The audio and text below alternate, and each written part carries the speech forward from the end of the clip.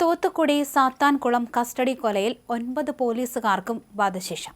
മധുര ജില്ലാ കോടതിയുടേതാണ് വിധി. അപൂർവങ്ങളിൽ അപൂർവമായ കേസാണെന്ന് കോടതി പറഞ്ഞു. 2020 ജൂണിൽ തമിഴ്നാട്ടിലെ തൂത്തുക്കുടി ജില്ലയിലെ സാത്താൻകുളത്ത് പി ജയരാജ് 59 വയസ്സ്, മകൻ ബെനിക്സ് 31 വയസ്സ് എന്നിവർ പോലീസ് കസ്റ്റഡിയിൽ ക്രൂരമായ മർദ്ദനത്തിന് ഇരയായി മരിക്കുകയായിരുന്നു. ലോക്ക്ഡൌൺ സമയത്ത് കട നേരത്തെ അടച്ചില്ല എന്നാരോപിച്ച് പോലീസ് ഇവരെ അറസ്റ്റ് ചെയ്യുകയായിരുന്നു.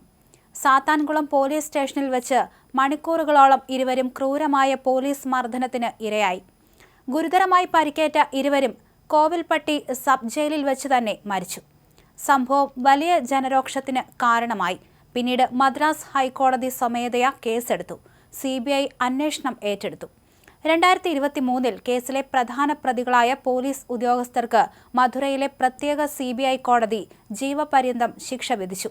ഈ സംഭവം പോലീസ് കസ്റ്റഡിയിലെ പീഡനത്തിനെതിരെ ഇന്ത്യയിലുടനീളം വലിയ ചർച്ചകൾക്കും നിയമപരിഷ്കാരങ്ങൾക്കും വഴിവെച്ചു.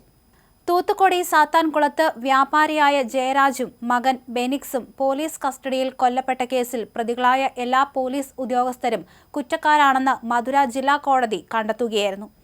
Inspector S. Sridhar, sub inspector P. Raghu Ganesh, sub inspector K. Balakrishnan, head constable S. Murugan, head constable A. Samidurai, constable M. Muthuraj, constable S. Chelladurai, constable X.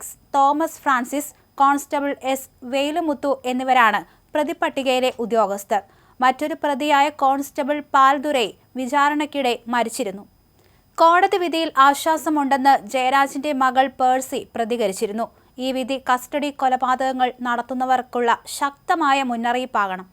ഞങ്ങളുടെ പോരാട്ടം നീതിക്ക് വേണ്ടിയായിരുന്നു, അവർ പറഞ്ഞു. CBI ആണ് കേസ് അന്വേഷിച്ചത്. പോലീസുകാർ തന്റെ കൃത്യനിർവഹണത്തെ തടസ്സപ്പെടുത്താൻ ശ്രമിക്കുന്നുവെന്ന് സാത്താൻകുളം കസ്റ്റഡി മരണക്കേസ് അന്വേഷിക്കുന്ന ജുഡീഷ്യൽ മജിസ്ട്രേറ്റ് ഹൈക്കോടതിയിൽ റിപ്പോർട്ട് നൽകിയിരുന്നു. ഇതിനു പിന്നാലെയാണ് പോലീസുകാരോട് നേരിട്ട് ഹാജരാകാൻ അന്ന് ഹൈക്കോടതി ആവശ്യപ്പെട്ടത്. നിങ്ങൾക്ക് ഞങ്ങളെ ഒന്നും ചെയ്യാൻ സാധിക്കില്ല എന്ന് കോൺസ്റ്റബിൾ മഹാരാജൻ പറഞ്ഞതായി ജുഡീഷ്യൽ മജിസ്ട്രേറ്റിന്റെ റിപ്പോർട്ടിൽ പരാമർശമുണ്ടായിരുന്നു. കസ്റ്റഡിയിൽ ഇരുവർക്കും ഭീകരമർദ്ദനം നേരിടേണ്ടി വന്നുവെന്നും ഇതേ തുടർന്നാണ് മരണമെന്നാണ് ആരോപണം. ജയരാജിന്റെയും മകന്റെയും മരണത്തിന് പിന്നാലെ വ്യാപക പ്രതിഷേധമാണ് തമിഴ്നാട്ടിലും സാമൂഹിക മാധ്യമങ്ങളിലും ഉണ്ടായത്.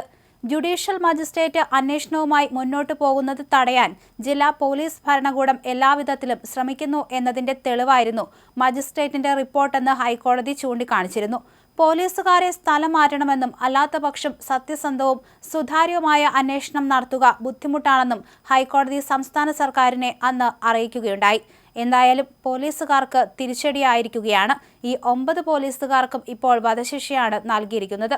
തമിഴ്നാട്ടിലുടനീളം ഇതിനെതിരെ വലിയ പ്രതിഷേധമായിരുന്നു ഉണ്ടായിരുന്നത്. കോവിഡ് സമയത്താണ് ഈ ക്രൂരമർദ്ദനവും മരണവും സംഭവിച്ചത്.